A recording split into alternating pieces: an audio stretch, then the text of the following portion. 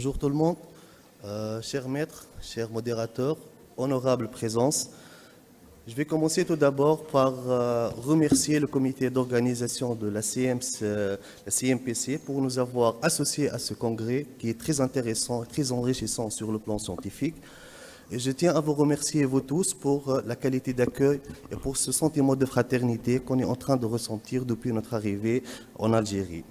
Donc, je me présente, je suis Ayman Zoubli, je suis assistant et médecin urgentiste à l'hôpital Charles-Nicolle à la capitale, à Tunis, et je vais essayer de parler durant les 25 premières minutes de la prise en charge initiale du syndrome coronarien aigu aux urgences. Et comme guise d'introduction, donc, je pense qu'il y a un problème par rapport à l'écran. Donc, la maladie cardiovasculaire, en introduction, c'est la première cause de décès, tout âge confondu. Et le syndrome coronarien aigu, il arrive en chef de file avec 45% de mortalité parmi ces groupes de pathologies. C'est une mortalité qui est en augmentation perpétuelle, d'abord en rapport avec le vieillissement de la population, mais aussi à une expansion de la maladie athérosclérosique. Cette mortalité, comme vous le savez tous, elle est essentiellement précoce par les complications aiguës, à savoir les troubles du rythme, les troubles de la conduction, les états de choc cardiogénique, mais aussi elle est tardive par l'insuffisance cardiaque chronique et la cardiomyopathie dilatée. Cette augmentation de la mortalité, elle est toujours d'actualité, malgré l'amélioration du pronostic de la cardiopathie ischémique, avec la standardisation de la prise en charge et le progrès enregistré, notamment l'accès à la fibrinolyse pharmacologique et à la standardisation et la vulgarisation des centres d'angioplastie. Alors, sur le plan physiopathologique, le primo-morbus, c'est une plaque d'athérosclérose. Et, je m'excuse, je pense qu'il y a un retard par rapport à la plaque.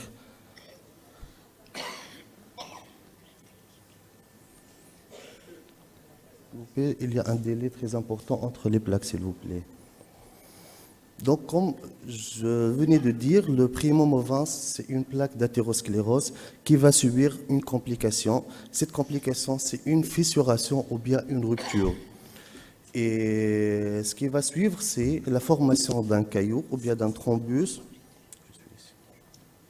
Comme je venais de dire que c'est le primo-morbus sur le plan physiopathologique, c'est la plaque d'athérosclérose qui va subir une complication à type de fissuration ou bien de rupture. Ce qui va suivre, c'est la formation d'un caillot ou bien la formation du thrombus. Le thrombus, donc, il peut être totalement obstructif et il va compromettre, donc il va totalement obstructif. Et là, on va parler du syndrome coronarien aigu avec sus-décalage persistant du segment ST, ça veut dire le STEMI.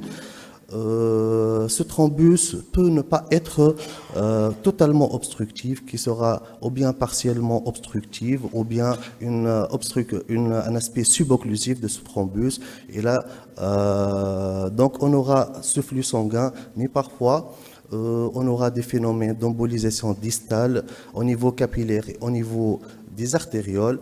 Pour cela, dans ce cas, on aura une élévation des troponines. Et si on n'a pas cette obstruction, cette embolisation distale, on aura des troponines négatives et ce qui va définir l'angor instable. Donc par opposition, l'angor instable par rapport à l'angor stable, c'est que pour l'angor stable, il n'y a pas cette complication de fissuration et de rupture de la plaque d'athérome. C'est juste une plaque d'athérome qui va rétrécir la lumière de l'artère coronaire.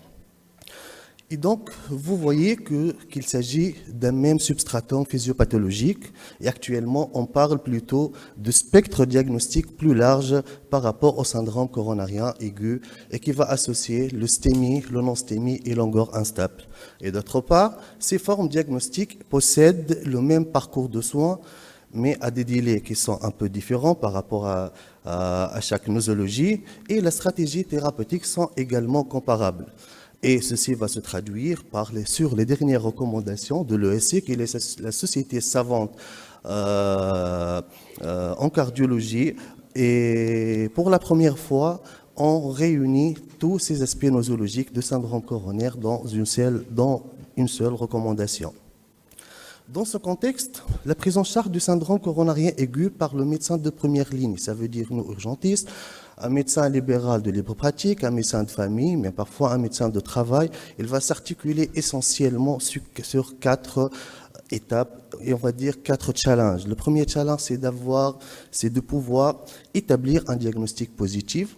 Le deuxième challenge, c'est d'effectuer une stratification de risque. Et puis, on doit planifier la stratégie invasive. Et en dernier lieu, on est amené à fournir un environnement pharmacologique qui va viser à stabiliser ce thrombus. Par rapport au diagnostic positif, le maître symptôme, c'est la douleur thoracique. La douleur thoracique, elle peut être typique, ça veut dire médiothoracique, rétrosternale, avec une irradiation au niveau des 2 membres supérieurs à la mâchoire. Mais sachez qu'elle peut être atypique chez un patient sur 5 et peut être présente, même absente, chez les patients, notamment les patients diabétiques et les sujets âgés. Donc, nous, par rapport à notre premier abord, par rapport à ces patients, c'est d'abord, on doit relever les antécédents médicaux, mais essentiellement les facteurs de risque cardiovasculaire, pour ensuite faire un examen physique ciblé qui aura 2 objectifs. Le premier objectif, c'est d'éliminer rapidement les diagnostics différentiels graves. Et le deuxième objectif de cet examen clinique, c'est essentiellement d'identifier précocement les syndromes coronaires à très haut risque. On va voir par la suite c'est quoi ce très haut risque. On va compléter bien sûr notre examen clinique par la réalisation d'un électrocardiogramme et on est dans l'obligation de le faire dans un délai de 10 minutes. Ça, c'est une obligation. Effectivement, au niveau de l'ECG, on doit réaliser premièrement un ECG de 10 dérivations dans les 10 minutes, comme on vient de dire. Et l'objectif principal, qu'en première lecture, est-ce qu'il s'agit, oui ou non, d'un ST+, d'un STEMI. Et ça peut ne pas montrer un STEMI, ça peut être un sous-décalage, des anomalies des ondes de T, mais le CG peut être normal dans un tiers des cas des syndromes coronariens aigus, toutes formes confondues. Alors, on va commencer par le STEMI. Qu'est-ce que le CG peut nous montrer? D'abord, il peut nous montrer ce fameux sus-décalage qui est défini par un sus-décalage qu'on va le mesurer au niveau du point J. On va mesurer au niveau des 2 dérivations V2 et V3 et on parle d'un sus-décalage significatif s'il dépasse les 2 mm chez l'homme adulte, qui dépasse 2,5 mm pour les hommes les plus jeunes et 1,5 mm chez la femme. Pour les autres dérivations, un sus-décalage de 1 mm, il est considéré comme significatif. Parfois, le sus-décalage peut manquer, mais on est devant une occlusion coronaire et dans ce cas, on doit détecter des aspects électrographiques d'un équivalent ST+, qu'on appelle les équivalents ST+. Le premier cas de figure, c'est le STEMI basal. Et le STEMI basal, il va se manifester électriquement par un sous-décalage isolé du segment ST au niveau des dérivations antéroseptales V1, V2 et V3, qui en fait correspond à l'image en miroir d'un IDM ST+, basal. Et pour cela, il faut impérativement compléter par un ECG de ces dérivations. Et je vous expose cet exemple d'un sujet qui se présente aux urgences pour douleur thoracique. On a trouvé ce sous-décalage au niveau des V1, V2, V3. Et lorsqu'on a complété par les dérivations postérieures, il s'agit bel et bien d'un ST+, postérieur. Le deuxième cas de figure à reconnaître, c'est le sus-décalage isolé en AVR ou bien en V1. Et nous, les urgentistes, on appelle la dérivation AVR comme une dérivation orpheline. Toutes les autres dérivations ont un territoire particulier, mais l'AVR, c'est une dérivation orpheline. Mais parfois, un sus-décalage isolé en AVR, s'il est associé à un sous-décalage de au moins 6 dérivations, ce patient est considéré comme un équivalent ST+. Ce n'est pas un ST+, ce n'est pas un STEMI, on ne peut pas thromboliser, mais sachez qu'il traduit une occlusion du tronc proximal ou bien il traduit un statut tritronculaire et généralement ce sont des patients qui vont finir sur table d'opération pour un portage en urgence. Là, c'est l'exemple type. Donc, comme vous remarquez, on a le sus-décalage isolé au niveau de la VR avec un sous-décalage en inférieur, en latéral haut et en apico-latéral. Le troisième aspect particulier à reconnaître, c'est le STEMI sur un bloc de branche gauche complet, que ce soit un bloc droit ou un bloc gauche. Et là, heureusement qu'on a les critères de Scarbosa qui vont nous aider à faire la part entre un sus-décalage ischémique ou bien un sus-décalage en rapport avec la déflexion du bloc de branche. En ce qui concerne le non-STEMI maintenant, il peut révéler ou bien un sous-décalage du segment ST, ou bien des anomalies isolées de l'onde T. Mais le challenge pour nous, c'est de détecter quelques aspects électriques d'une entité qui commence d'apparaître essentiellement dans les dernières recommandations, c'est le non-STEMI à très haut risque. Et là, le premier exemple, c'est le sus-décalage non persistant, mais aussi on a le complexe STT de Winter qu'il faut reconnaître et le syndrome de Valence. Alors, on va commencer par ce fameux complexe de Winter. Alors, il se traduit électriquement par un sous-décalage isolé du point J, qui est suivi d'un sous-décalage concave, suivi d'une onde T ample, positive et symétrique, et généralement, c'est au niveau des dérivations antéroceptales. Et cet aspect électrique, il va évoquer une occlusion totale ou bien subtotale de l'uvea proximale. Donc, ce sont des patients à très haut risque. C'est le même exemple. Vous voyez donc, ici, on a un point J qui est sous-décalé. Vous voyez ici, c'est sûrement essentiellement V3 avec un sous-décalage concave qui est suivi d'une onde T pointue et symétrique.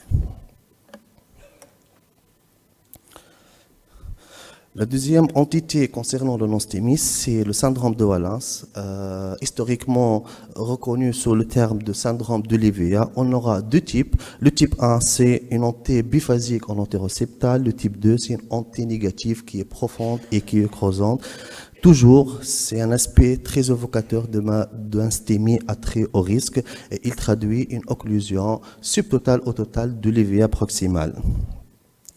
Donc, on a fait notre CG et maintenant on va parler un peu de la biologie. Alors, quelle pièce de la biologie?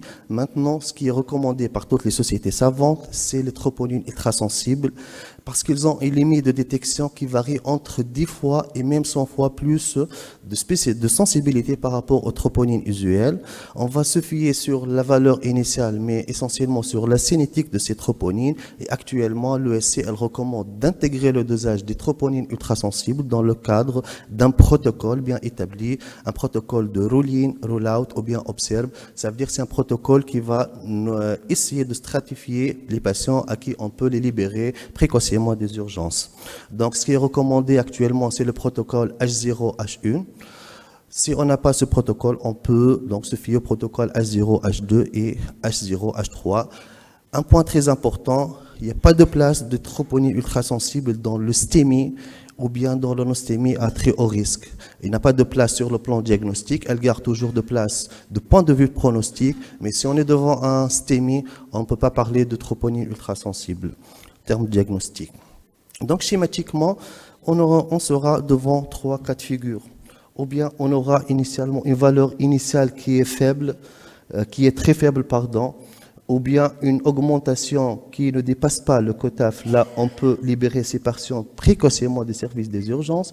Dans l'autre cas de figure, d'emblée, on aura un taux de troponine qui est très haut, ou bien une variabilité qui va dépasser le quotaf, et là, on doit admettre ces patients, on doit stratifier leur risque, ou bien on est dans cette zone grise où un complément de test d'ischémie peut être indiqué en concertation avec le cardiologue, bien sûr. Un point essentiel à savoir, c'est que chaque laboratoire, il possède un automate et il faut savoir quel type d'automate il est utilisé par notre laboratoire, parce que cette valeur de parler d'un seuil qui est très faible, d'un seuil faible ou bien d'un cut-off de positivité, il va différencier selon la machine, selon la marque de l'automate qu'on va utiliser. Maintenant, quelle place pour l'imagerie? Alors l'imagerie en termes de syndrome coronarien aigu, elle a de place, mais elle est en train de perdre sa place. Pour l'échographie transthoracique, gardez comme indication en urgence, ou bien si on est devant un doute diagnostique, en présence d'un état de choc ou bien de suspicion clinique d'une complication mécanique, sinon pas de place pour l'imagerie, pour le TT. De même pour le coroscanner, c'est pas l'affaire de l'urgentiste ou bien du médecin de première ligne, c'est le cardiologue qui va l'indiquer. Alors, la deuxième étape, c'est la stratification du risque. On va obligatoirement stratifier le risque ischémique et le risque d'événements indésirables, parfois fatals, chez tout patient avec un diagnostic préétabli de syndrome coronarien aigu. Cette stratification de risque, elle va se faire d'abord cliniquement, mais aussi, comme on a vu déjà, par quelques aspects électriques qui sont pourvoyeurs de très haut risque. Et actuellement, ce qui est recommandé, c'est de céder au score de stratification de risque. Les scores les plus validés, c'est le TIMI Risk Score, mais on parle de plus en plus de GRACE Score, et c'est un score qu'on doit le calculer obligatoirement pour tout patient avec un syndrome coronarien aigu, dans la phase aiguë. Alors pourquoi, en fait, on va stratifier ce risque?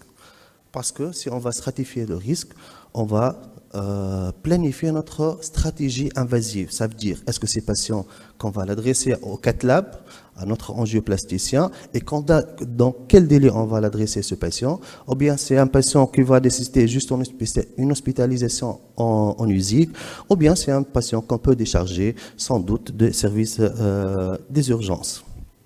Effectivement, par rapport à la planification de la stratégie et la planification de la stratégie invasive, ça va différer si on est devant ou non un STEMI ou bien un ST+. Si on est devant un ST+, on sera devant deux cas de figure. Ou bien on est dans un centre où on n'a pas de cath lab disponible dans le 2 heures, ou bien dans notre partie, un cath lab qui est disponible. Si on est dans un centre où on n'a pas de cath lab, on n'a pas d'angioplasticien disponible dans les disponible dans les 2 heures, là c'est l'angioplastie primaire. Donc on va adresser notre patient pour l'angioplastie et on doit l'adresser dans un délai qui ne doit pas dépasser les 60 minutes. Dans d'autres cas de figure, on n'a pas un centre de cardiologie interventionnelle dans les 2 heures et là, on doit obligatoirement reperfuser notre patient, on doit indiquer une fibrinolyse pharmacologique. Et si on a indiqué cette fibrinolyse, on est dans l'obligation de la faire dans un délai qui ne dépasse pas les 10 minutes. Et donc, vous voyez, le premier délai, premier contact médical ECG, 10 minutes, diagnostic, stratégie de reperfusion pharmacologique de 10 minutes. Donc, le patient entre l'inscription et le fibrinolytique, ça ne doit pas dépasser les 20 minutes. Alors pourquoi on va faire cette fibrinolyse? Il y a historiquement la streptokinase, mais malheureusement qui est encore utilisée chez nous en Tunisie parce que les autres molécules sont un peu plus chères. Mais ce qui est recommandé actuellement, ce sont les fibrinolytiques spécifiques et la ténectéplase, la métallyse, elle trouve toute sa place ici. D'abord, elle a le taux d'efficacité le plus important qui avoisine les 60 à 65% de reperfusion, mais aussi ces médicaments à délivrer en bolus IV selon notre poids corporel. Juste une particularité, il faut diminuer la dose de moitié pour les patients dont l'âge il dépasse 75 ans. Bien sûr, avant d'effectuer notre fibrinolyse pharmacologique, il faut faire un checklist exhaustif des contre-indications et normalement, ça doit être visible au niveau des services des urgences, mais aussi dans toutes les structures prennent en charge ce type de patients. Alors, une fois notre thérapie fibrinolytique a été réalisée, ce qui est nouveau par rapport aux dernières recommandations, c'est d'adopter une nouvelle stratégie qu'on appelle la stratégie pharmaco-invasive.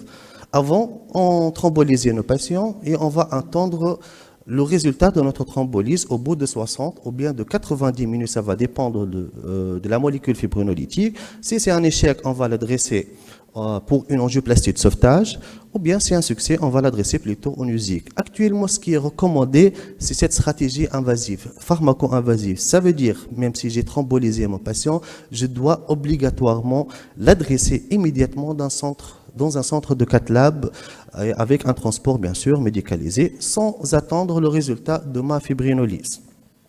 Alors pourquoi cette attitude pharmaco-invasive? En effet, comme vous voyez sur cette étude, que le délai d'accès à l'angioplastie, il est proportionnel à la mortalité. À chaque fois on accélère l'angioplastie, à chaque fois on va gagner sur la survie de nos patients.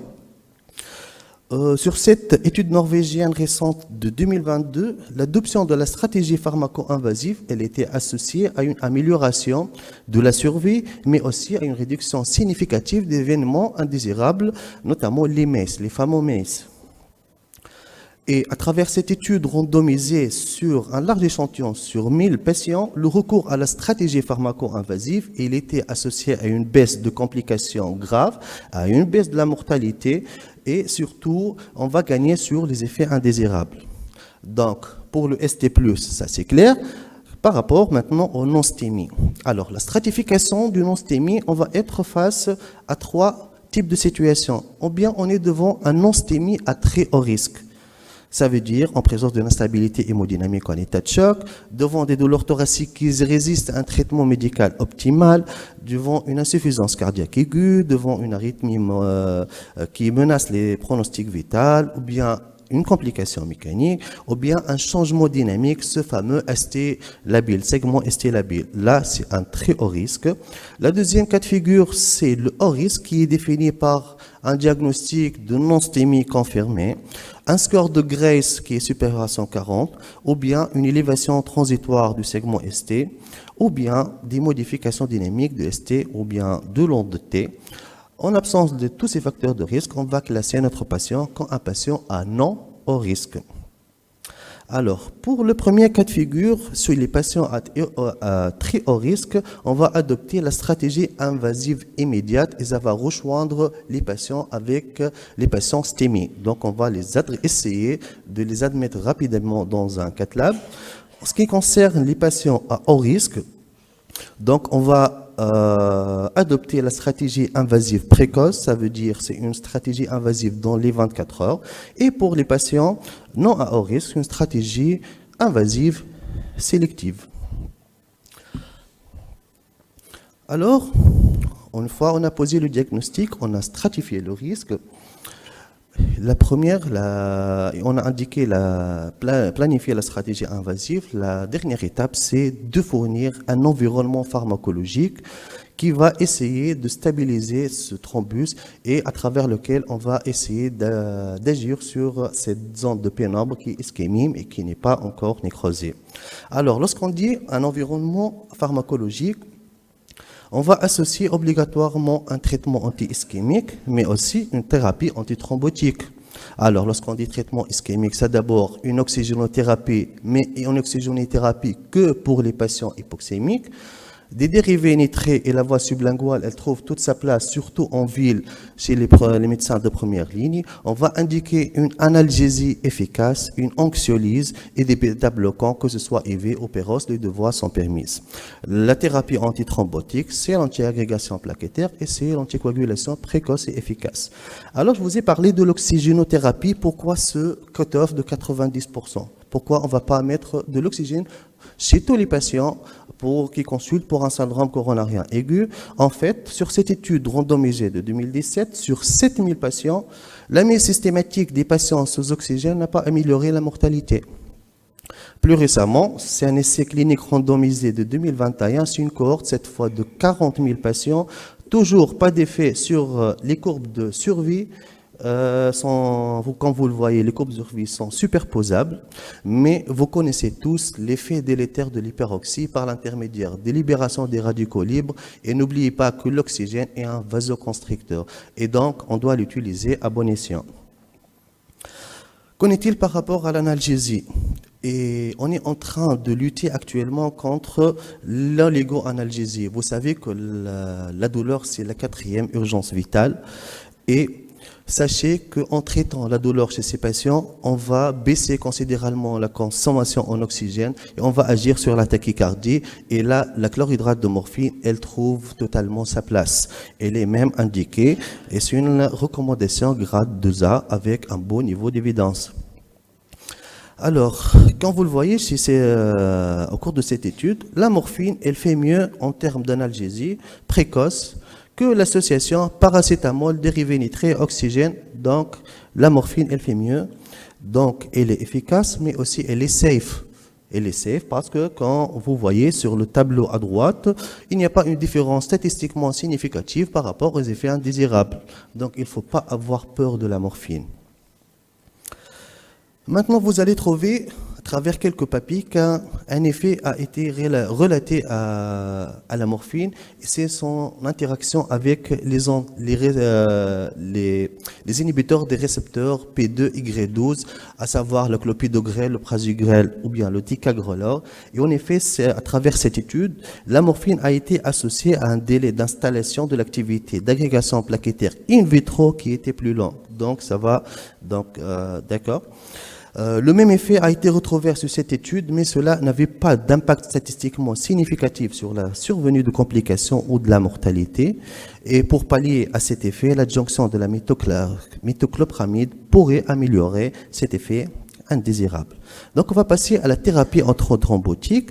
D'abord, c'est l'antiagrégation plaquettaire. On va associer obligatoirement l'aspirine à un anti-P2Y12 et on a comme molécule le prasugrel ou bien le ticagrelor qui sont recommandés en première intention. Par défaut, on peut utiliser clopidogrel qui garde toujours son indication.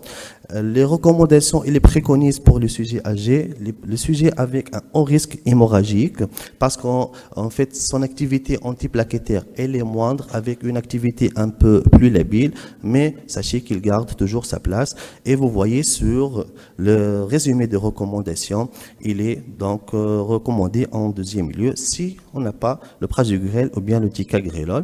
Par rapport à l'anticoagulation efficace, ce qui est intéressant, c'est que la HNF, elle est en train de regagner du terrain. Et actuellement, c'est la première molécule anticoagulante à utiliser dans ce contexte. L'HBPM, toujours l'inoxaparine, elle garde sa place. L'Enfonda Parinux, c'est essentiellement pour les non-stémies avec un non à haut risque, avec un risque donc faible. Donc pour l'anticoagulation, pour les patients qui vont bénéficier d'une angioplastie primaire, c'est essentiellement la HNF et c'est une recommandation grade 1. Sinon, c'est l'inoxaparine. Pour les non-stémies, on va comme la HNF toujours grade 1 et l'inoxaparine classe 2A. Donc, pour conclure, le syndrome coronarien aigu, c'est un spectre diagnostique qui va englober l'eustémie, le non-stémie et l'angor instable. Le diagnostic doit être fait selon des algorithmes décisionnels qui sont basés sur la présentation clinique et la présentation électrique. La prise en charge, elle est codifiée selon, bien sûr, une stratification du risque efficace et la stratégie pharmacologique doit être bien ciblée, qui adresser ou adresser, quand est-ce que je vais contacter mon angioplasticien, sinon, il faut toujours commencer, essayer à fournir cet environnement pharmacologique et le but ultime de cette prise en charge, c'est de raccourcir le délai, à savoir le premier délai, contact médical et ECG, le deuxième délai à retenir, c'est le premier contact médical, stratégie de reperfusion ou bien stratégie invasive. Et comme vous le savez tous, time is muscle and muscle is life. Et je vous remercie pour votre attention.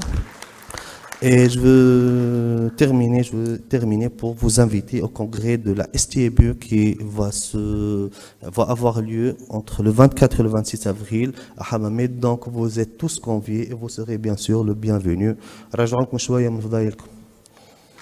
Merci beaucoup, docteur. Alors, vous avez deux questions. Question, pas de commentaire. Question, s'il vous plaît, pas de commentaire. Deuxième. Non, attendez, on va me ramener. Oui, mais question. Pas un commentaire.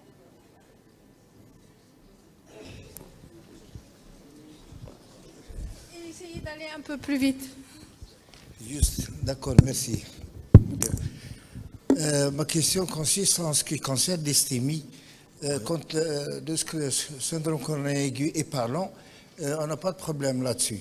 Maintenant, si le problème demeure non diagnostiqué, en urgence, vous avez dit que dans les 10 minutes avant les 10 minutes, s'il y a possibilité de faire une thrombolyse. Maintenant, si la thrombolyse n'est pas faite, est-ce que avec le temps, le malade risque, les risques qu'il encourt en attendant d'être programmé pour une angioplastie de reperfusion? Ça, d'une part, l'évaluation de la reperfusion coronarienne se fait juste après l'intervention. Bon, maintenant, au bout de combien d'heures, de jours, ça veut dire pour ce qui a été fait dans les médias.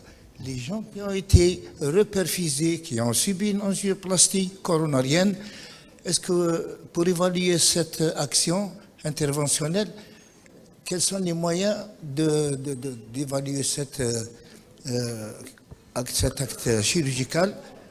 Est-ce que c'est des preuves d'effort? Est-ce qu'il faut passer au coroscan pour éviter des moyens invasifs et agressifs? Merci. D'accord, merci pour la question, pour ces deux questions. Alors, pour la première question, pour les syndromes coronariens ST+, on parle de fibrinolyse que pour le syndrome coronarien avec un sus-décalage persistant du segment ST. Donc,